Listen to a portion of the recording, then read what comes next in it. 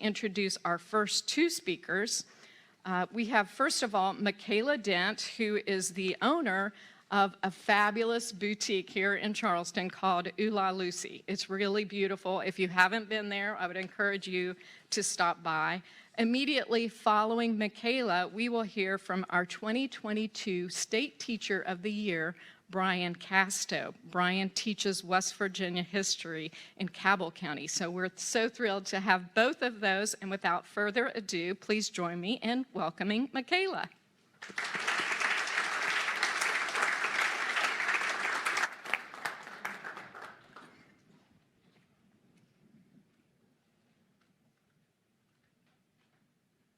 All right, good afternoon.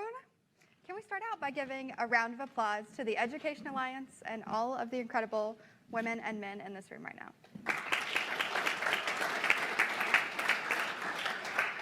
This is an awesome event, and I hope that you're all having a wonderful day. It's an honor to be in the company of so many of West Virginia's students and trailblazers. During my time with you today, I'm going to tell you about how a 20-year-old West Virginia girl started an out-of-the-box business that is now a multi-million-dollar company 5 years later. Hello, my name is Mikayla Dent, and I am the owner and CEO of Ooh La Lucy, a women's clothing boutique based in Charleston, West Virginia. My entrepreneurship story starts out a little different than most. I got my, quotes, million-dollar idea while sitting in class at the University of Kentucky, where I was studying fashion. As all straight-A students do, I was spending the lecture hour with my laptop open, scrolling through Pinterest, looking for new ideas, new outfits, and to my surprise, a new business plan. This is the day that I discovered the idea for a mobile boutique. Think a food truck, but with clothes inside. This idea is truly every fashionista's dream. I mean, it is a closet on wheels. This is also the day that all of my future plans changed. In that moment, I went from plans of moving to New York City or Los Angeles to be a fashion stylist, to moving back to my hometown of Charleston, West Virginia to chase my dreams of entrepreneurship. It was in that moment that I knew I would open West Virginia's very first mobile boutique. Then the real fun started because it was time to figure out how a 20-year-old college student starts a business. At the time, I was living in Lexington, Kentucky, taking 21 credit hours in school and working as a nanny for 2 little girls. But I knew that I wanted to start my company in West Virginia. I didn't know what I was doing, but I did have people who believed in me. This was such a blessing to be supported by my hometown community. Because the first thing that you need to know when starting a business is how to start a business. Unfortunately, there is no step-by-step guide for what to do, when to do it, or how to do it. But I did have some pretty great resources because both of my parents are successful entrepreneurs, which was an incredible advantage when it came to filing the paperwork, getting things squared away legally, and getting off the ground. However, I did take some pretty big hits early on. They could have thrown that new business venture off its tracks. But thankfully, the Charleston Small Business Association took me under their wing and helped me find a microloan program that was willing to take a chance on me. Something that I've seen in my own business and the business of a lot of successful entrepreneurs is that they take some really big hits early on, whether that be being told no, facing adversity, or even personal traumas. These struggles often propel them forward into a long and successful future. One lesson that I learned early on is that leaders and lenders aren't very open to lending money to college students with crazy business plans. I'm so thankful to the Wyoming County EDA for playing such an important role in my journey.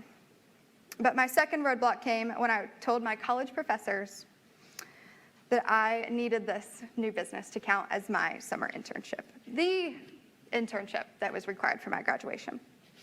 They told me that it was unlikely that I would actually be able to start a business, and that even if I did, it likely wouldn't even sustain an entire summer.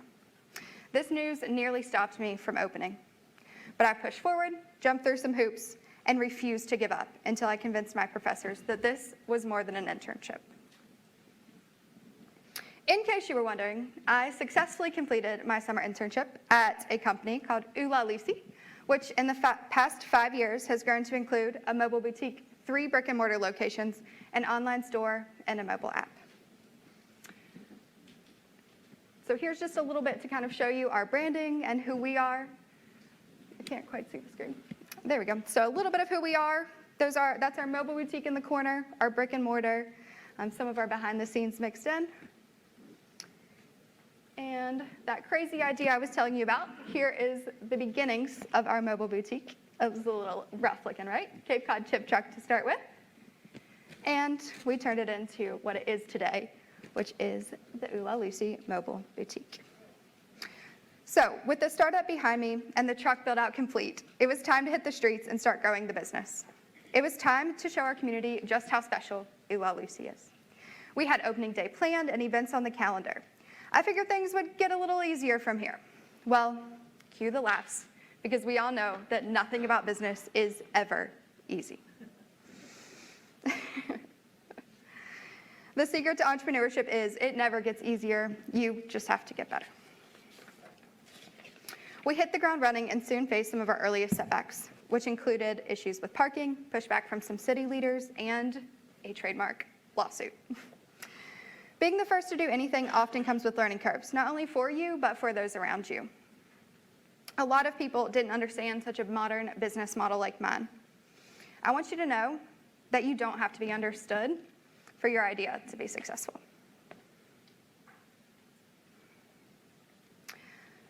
My goal from day one has always been to make my business a part of the community. The whole business model of the truck encourages it. I felt so much pride in knowing that I had brought something new to my hometown community.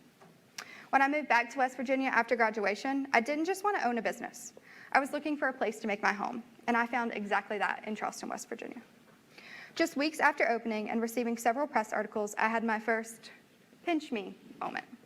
When Pinterest, yes, the Pinterest from class a little while ago, emailed me asking to fly a reporter from San Francisco, California to Charleston, West Virginia. This is my most embarrassing picture, but it's an important one. This reporter interviewed me about how I was able to get my start and my idea from Pinterest. This story was then both used internally and externally throughout their company, highlighting Ula Lucy's story. This was a really big win early on, but I want to remind you to celebrate the big wins and the small wins in life. It's this perspective that's helped me stay positive and joyful even on the hard days. I've been able to celebrate so many highs, but they have not come without setbacks and sacrifices. 5 months after launching the mobile boutique, I realized that in order to grow at the rate I wanted to, I would need to add a brick and mortar location to my business.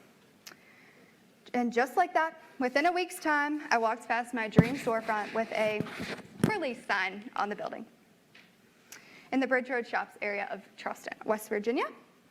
I made an appointment to look at the space, and as you could say, the rest is history. In just 17 days, we opened at 1006 Bridge Road, just in time for the holiday shopping season. While attending my final college courses in Lexington, Kentucky, twice a week, sales were amazing in November and December, and I knew that they would continue to grow month after month. And then January came. But steadily, sales did climb again, and our customer base increased. We created several holiday-specific events, including our annual Valentine's Day party called Galentine's Day, and our annual birthday bash that we celebrate every June. Eventually, people learned to count on Lucy to find unique quality clothing and outstanding customer service. Of course, many of our customers have become our friends, which gives me the sense of community that I was looking for when I returned home to West Virginia. Since those beginning days 5 years ago, so much has changed. But the groundwork that was laid in those early years is still the heart of my story. The work that often felt mundane and unappreciated is what has allowed me to reach the success of today. Since opening day, we have gone on to run the mobile boutique, our brick and mortar location, a mall location, a warehouse, an online store, and a mobile shopping app. I've also managed up to 12 employees and interns at a time. I now ship packages filled with fabulous clothing all over the country on a daily basis. I've personally changed so much from the college student I was when this all began. The way our business runs changes constantly and can feel exhausting, especially since the pandemic. But the heart of this business was laid in the foundation of its beginning. I care about my people and I put them at the center. With them as my focus, I know that we will continue to thrive. When we started, I was not the leader or the change maker that I've grown into. Years of learning these lessons has given me the confidence to become a better leader and community spokesman. Oh, how I wish I could tell my younger self what she's doing now. It is not lost on me how cool it is that this is my job. Small business is not for the faint of heart, but it is the most incredible and rewarding journey I have ever been on. In wrapping up, one thing I'd like to remind you is that you define your own success. I believe it is so important to stay true to yourself. And by that, I mean pay attention to your own path. Focus on creating a life and a career that reflects who you are. There's always going to be someone who might be more educated, have more resources, or more connections. But there is one thing that they can't do, which is outwork you. It would be easy to look at your peers and think that you should be doing what they're doing, but nothing will propel you forward faster than staying true to yourself. You too will find a community that will rally around you and believe in you and your ideas. I know that anything that you give your all to will flourish as a result of your hard work. And lastly, I want to remind you that all stories are made up of highs and lows, and that your success is determined by how you handle them. Just by looking at this room right now, I know that West Virginia's future is so bright. For the students in the room, I hope that you see how many options and opportunities that there are in your home state.